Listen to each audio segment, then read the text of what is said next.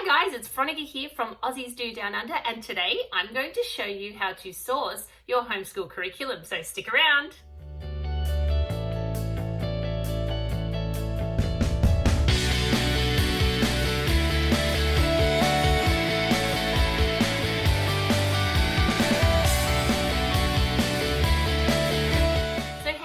Like I said, today I'm going to be going through the process of sourcing curriculum for your homeschool. But before I do, I just wanted to ask, if you're new here or you haven't yet, please consider hitting that subscribe button down below. We love to have you on board. Now, homeschool curriculum. So when I first started my YouTube channel, I did an episode on curriculum and finding your style of curriculum. Now, it was a little bit different to this one, and when I looked over it just recently to see so I didn't sort of overlap too much, I realized how relevant it still was. So if you want, I'm going to pop a link to that episode at the end of this one and probably in the description below, or maybe up here somewhere. You can go and watch that episode before or after. It really doesn't matter. It probably lends itself better to before, but you can watch this one first and then go and see it if you haven't already. Now, in that episode, I really sort of delved into the style of curriculum you wanted to use for your homeschool and some of the things that you would like, probably should, definitely consider before you chose a curriculum if that choice was up to you. I touched on your authority and your homeschool rules and regulations, and I sort of went into maybe special considerations that you may have that are purely for your particular child or your family's needs. Today, however, I'm going to go a little bit more into the practicality of actually sourcing curriculum. So although I may overlap a tiny bit with the last video, today is really not so much about the style of curriculum, but more so once you've sort of worked out what the style is, how you actually find that day-to-day curriculum you're going to use. Now, this episode comes in handy in a couple of ways because now we're in 2020, so in Australia, our school year is just about to start in the next few weeks, and it's a good time to get that new grade level curriculum or that new area of study that you want to teach your children. Now, if you're in one of those countries that's only halfway through, sometimes it's nice to review the curriculum that you're using at this point and maybe tweak or make changes where necessary or for what your child's needs may be. So either way, this episode is for everybody and for anywhere in the world that you may be homeschooling your children from. So let's get down to the step-by-step process of sourcing your material. Step one is very, very important, and I did mention this in the last video. When you first decide to homeschool your children, you really need to check the law, the regulations, the rules governing your area where you live for your children in the homeschooling authority. This may involve getting onto Google, popping in Google, homeschool, your state and requirements or authority, and see what pops up. Now, usually the authority is going to pop up in the first couple, if not the top suggestion from Google. Once you find your authority, you're going to need to look at what their requirements are. Now, in some areas, they're going to want you to follow their curriculum, your state, your government curriculum for your school. So once you find the authority that governs your area, what you're then going to find out is whether you are allowed to source your own curriculum or whether you need to follow a state or government run curriculum. Now, this can come twofold. You may have to follow a curriculum to the T. They will give you what you need, they will legislate how you teach, what you teach, and with what you teach. The other is going to be a little bit more forgiving. It may be that you need to teach the government curriculum. However, you've sort of got more freedom to choose how you teach. So you may be able to source your own textbooks or online material, but you still are governed by that subject and the requirements in that subject.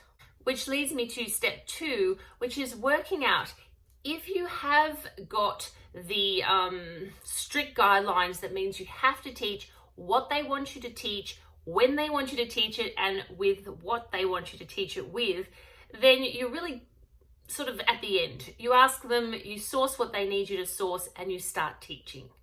If, however, they give you a little bit more relaxation and they say, well, you have to teach this particular thing, but we'll let you sort of work out how you teach that, then you're going to have to source that material somehow. Okay, so for example, they may want you to teach, say, I don't know, statistics in term 1 in mathematics. So you know you have to teach that.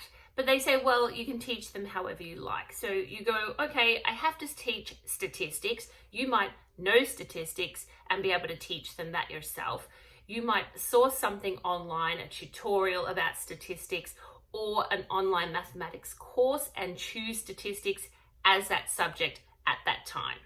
Or you might actually get a textbook from that year level and teach statistics from that textbook for that year at that time. Now, if you can use your own textbooks, your own resources, and you're limited by what they want to teach, and or if you can teach whatever you like and there's no restrictions or times when you have to teach, then the whole thing comes down to how are you going to teach them that subject, with what sort of resource, and in what time are you going to do it. So step 3 is choosing what you're going to use to teach them that subject. So some of the options open to you when sourcing material or deciding what type of material are online school. You can get partial programs or full complete programs from companies and sometimes from your government authority. So here in Australia, we have quite a few people who live remotely. They can access education, which is called distant education, or used to be called distant education, online, and that is an online school complete package. No need to look anywhere else. Sometimes there are other reasons why children need to be taught through distant education. That may be medical, psychological, special needs. If you apply to your authority, they will give you the answer whether you are entitled to distant education or not. Now, like I said, there are also schools and companies that run online educational courses. Some of these may be a complete package and others may be partial, and you may need to substitute or add in certain things to round it out as a full curriculum. Now, this is a subject unto itself, and next week I have decided to dedicate a whole episode to online education or online homeschool or online schools, so to speak. So I'm going to give you a big rundown next week, so I'm not going to touch on that anymore in this episode. Okay, so some of the other options open to you are textbooks. So you have a full curriculum based solely on textbooks, or you use textbooks and something else, maybe online, which is the next option. It could be partially online, partially through tutorials, partially through a teacher that helps you, sort of using a combination of everything, a little bit of a eclectic homeschool teacher. And obviously there's the whole no curriculum at all, and you learn through experiences and day-to-day living and visits to the theatre, visits to the museum, going to the shop, using mathematics. The sky's the limit when it comes to unschooling or no curriculum types of school.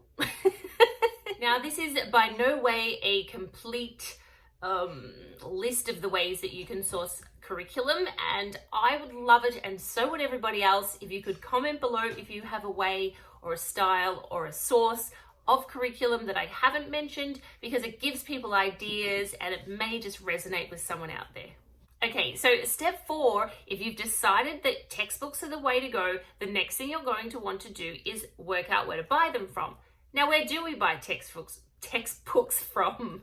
You'll be happy to know that there's companies out there that supply educational material, and all it takes is a Google of educational suppliers or educational resources or school resource companies, or I'm trying to think of different combinations. Start Googling and you are bound to find one of these places in your area. Now, in Queensland, we have a couple of different companies. I can think of Eds Code. I've put down Network Education Queensland, but there's quite a few in this area. And really, if you get stuck, you can potentially just ring up your authority and ask. They may be able to guide you to your local area and what resources or companies who supply these educational resources are available to you. Now again, if you would like to comment down below on the area that you're in and the company or resource or educational supplier in that area, that is going to help a lot of people, because maybe you have a great place that you buy all your resources for, and if you pop down your area as well, someone in that same area might be able to use that resource. Now, one of my favorite companies to go to for educational resources is Eds Code in my area. Now, I have a few Eds Code product guides here that I have sort of gathered over the years, and I did show them back a couple of weeks ago in my clearing out episode, and this is basically the fun part, isn't it? It's like searching through all the different options. It's almost can be a little bit overwhelming, but in a fun way. Now, if I was new to homeschooling, one of the easiest ways of sourcing material is going to one of these stores, looking through the products, telling the guys there who are helping behind the counter what year your child is in or what their needs are. They will direct you to the area that you need to go to and basically give you everything you need for that year. Most of these guys are really super helpful, so it's very easy to do, and they're going to show you pretty much exactly what you need. Now, that is the easiest way you can do it. Go in, say, hey, my child's in grade 6, can you please tell me what they're going to need? They're going to show you all the books for grade 6, the textbooks. You choose one for every subject that you're going to teach, and then you just take it home and start. Don't forget, you have to organize the schedule so you get through the whole book before the end of the year. But that's in another subject as well. And I have got a video on scheduling, especially timelines and that sort of thing, which I will pop a link to either below or at the end of this one. Now, a lot of these textbooks that they're going to give you will also have like a teacher's aid book as well, or a teacher's resource book as well, that follows along the student textbook and basically shows you or tells you, guides you on how to teach, what to teach, and sometimes even has the schedule done for you. Really, it could not be much easier than that.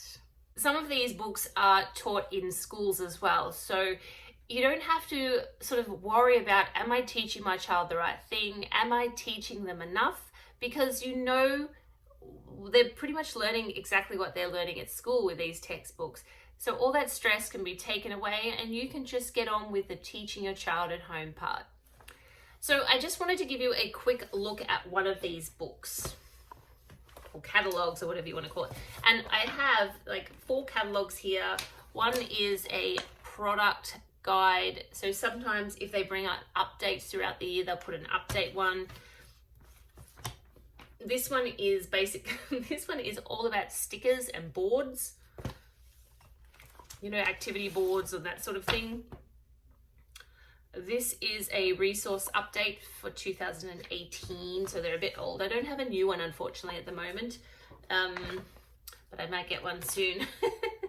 And this one is a product guide as well. So I'm just going to show you a couple of things through this, just to give you an idea. And it's a very big book, yes? So it's got pretty much everything they have. I must admit, I kind of like going in there myself, because I can get very tactile and I can have a look at some of the products, because they don't only sell textbooks, but they sell a lot of products and resources and things that you can use with the textbooks. And I'll show you some of those here. So some of the things you can expect right at the start when you look, they've got STEM as well as math, English, learning games, history and geography, special needs if your child has special needs, even music and drama, health and PE, arts and crafts, assessments. So if you still want to do assessments, or you're doing tests or NAPLAN or other government tests, you can get them as well. And then equipment, class material and that sort of thing. Now, from the very start, you're going to have things like scientific projects that you can also source. You can source robotics stuff, coding stuff. If you're teaching money to your child, then they'll usually have some form of currency, play money obviously, and coins to teach your child. They'll have that in your country as well. So wherever you're from, you're going to find play money. Sometimes you can get it in Monopoly if you can't find it. So there's a lot of different ways to teach money. What other things have I done here? Yeah, so in English, they're going to have the textbooks, as well as they're also going to show some of their online resources for math and English as well. They're going to show you the actual curriculum textbooks that they may have, then some of the games or activities for helping children in that subject. So in geography, they're going to have the textbooks. They're also going to have some other products that you may want, some maps, more maps, some other countries. So if you are teaching other countries other than your own, they're going to have other countries in there that you can have a look at and their textbooks. In history, the same thing. They're going to have history of your country. So in my case, it's Australia, but then they're also going to have history, ancient history, or other countries' history, so that the children can learn along. Now, the nice thing about some of the resources that they also have, if your child is extended or needs a little bit more work or craves for more knowledge, they also have extension activities and extension books throughout each subject. So if your child gets through something, they can then go on to the next, or if they want a deeper understanding, they can. You can also do this without buying a textbook. If your child gets through a subject and they want to get more involved in any part of that subject, you can go online and sort of enrich the program by adding more things to it that way as well. Okay, so then you've got a special needs section, and it also has textbooks, but it has some of the sensory toys that your child may need, some fiddle toys, some kits, games. So if your child's having trouble with social skills, there's some social skill games. Then we have music and drama. You can even get resources like the instruments that they may be learning at school at that time. You can do that at home as well. Some of the music, some of the PE, again, not just textbooks, it also has other resources there.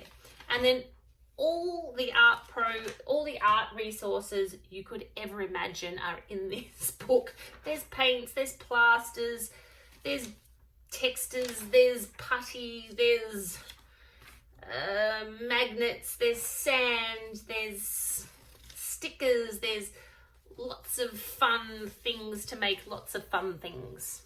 So then we get on to some of the assessment material. Now in Australia, we have something called NAPLAN, good or bad. That's what they do at school. If you wanted to, you can do one of those at home as well. Then there's also tests or assessments on everything else. So if you're doing history and you want to do an assessment at the end of history, you can get a resource for that particular purpose from one of these educational suppliers. Okay, and then we've got classroom equipment. So if you want to go for your life and don out your homeschool room with all sorts of things, boards, clipboards, colouring in the stuff, all sorts of stuff over the walls and everywhere, oh, that would be so much fun. Then they even have that sort of material as well.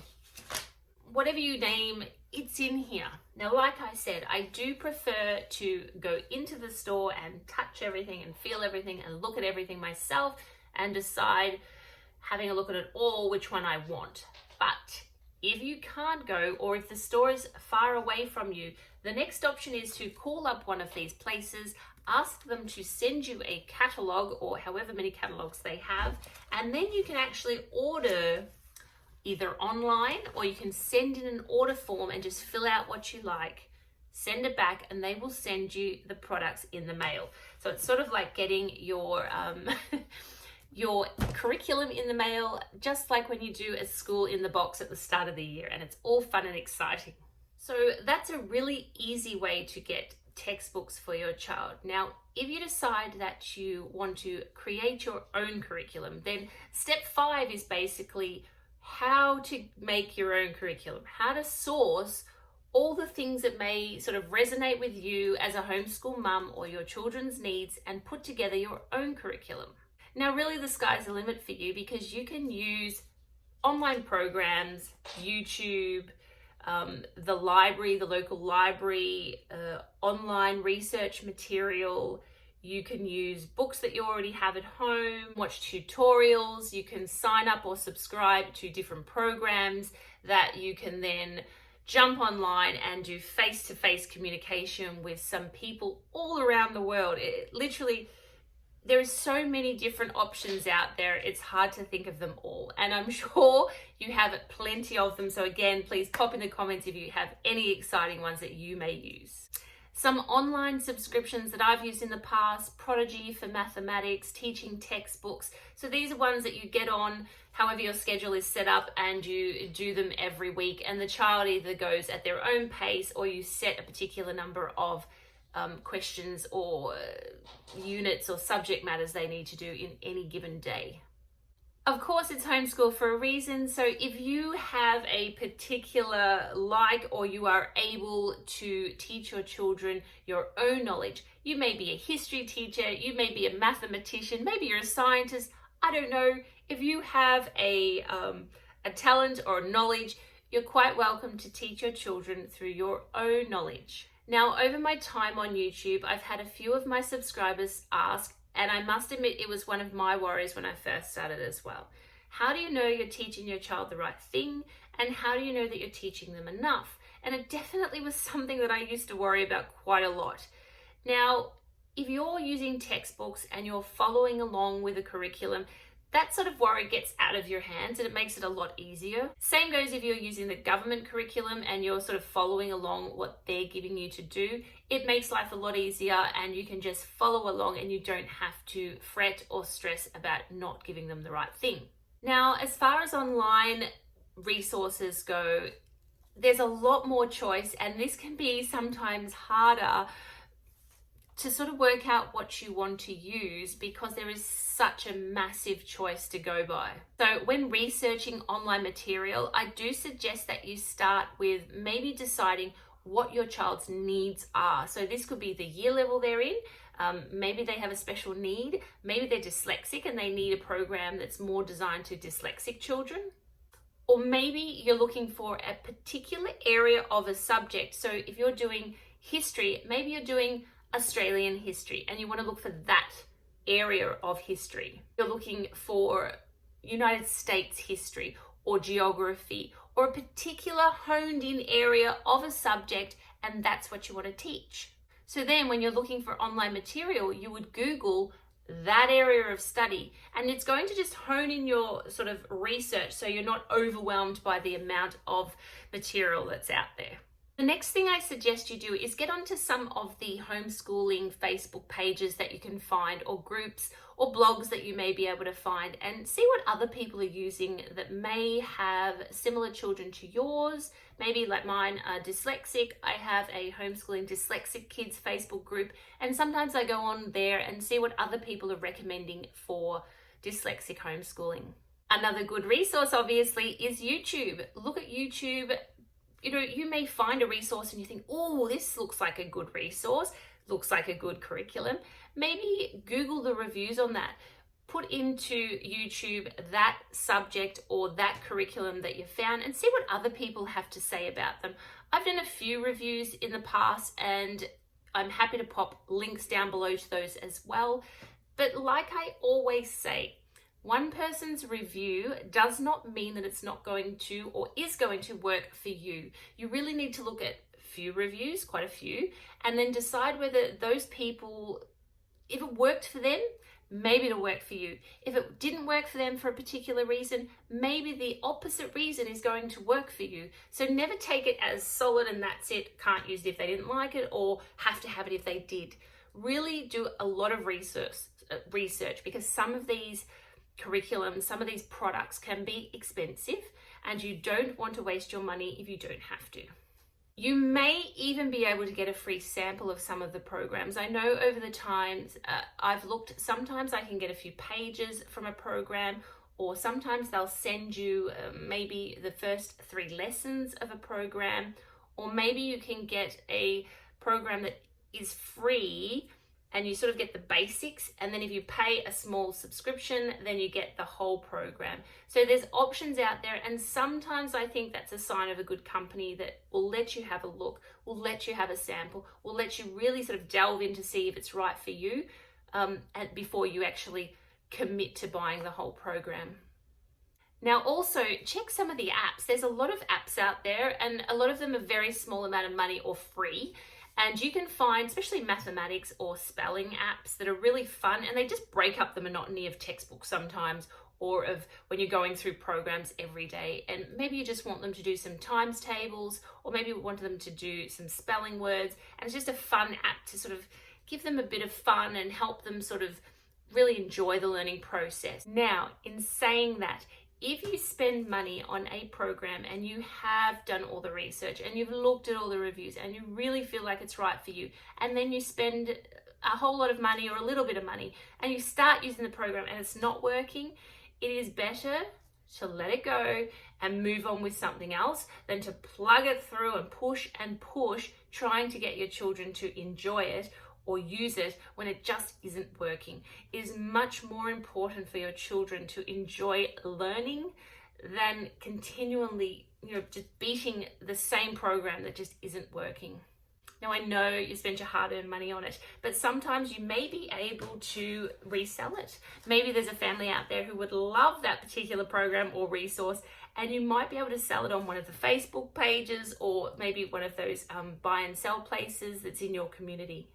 Or maybe at your local homeschool sort of group that gets together. Okay, so when you've worked out whether you're doing online, partial, purely textbooks, one thing that can help you is in your area, you should be able to find your national or state curriculum. So for me, I have the Australian curriculum, and I have a rundown that I keep that I've printed off from my authority website. So if you Google in your area's curriculum or national curriculum or state curriculum for wherever you come from, you're going to be able to find a list of what all the children at school are doing in each subject, each term for us in Australia. So say, for example, and I have shown this before, but I'll just quickly show it again just in one. Say, for example, science. I have each year level of science, and it's cut into 4. Now this is handy because in Australia we run 4 terms. Very easy though, if you only run 2 semesters or 2 terms, whatever you call them, you can still cut it into however many you have. It literally tells me what they're learning at school at any given time. So say here in term 3, year 5 of Australian science, the proposition is the Earth is part of a system of planets orbiting around the star, the sun.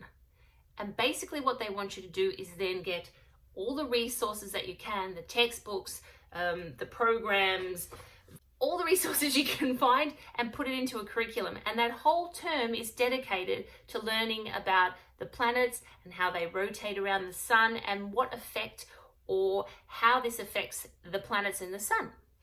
And you can do this by finding an experiment, so you can cover science. You can also cover a bit of English here because you can then do all your writing material on that term may be honed into writing about the solar system, writing about the planets. You may do a sci-fi as a story. You may read a sci-fi story or read a lot of planetary novels. I don't know, whatever you can think of. So that is how it's run. Now, if you were to go and get a textbook for that from one of these Eds Code or one of these suppliers of educational material, you could go in and ask for one that is dedicated to the solar system, or you could ask for a whole curriculum year 5 science textbook, and that will be in there because it's a national curriculum. So it's that easy to follow along with how they go at school. Now, if your child is delayed in any way or advanced in any way, of course, you can get the next year level if they go through this quickly, or you can hold them back and teach them slower if they need it. Now, finding out what they need to be doing in your national curriculum at any time of the year is also a way of alleviating your fears when it comes to, am I teaching them enough? Am I teaching them the right things? If you follow along with one of these using either textbooks, online material, programs, online schools, however you want to do it, you may be an unschooler and still teach these things. You can be rest assured that you're teaching them the things that they need to learn and when they need to learn it. But you can still do it in your style. Okay, so I really hope that this helped in your researching of curriculum for 2020. It's so exciting and so close. The new year is starting, or mid-year is starting for everyone who is only halfway through their year. Now, I'm hoping at least it gave you somewhere to start your research when it comes to curriculum.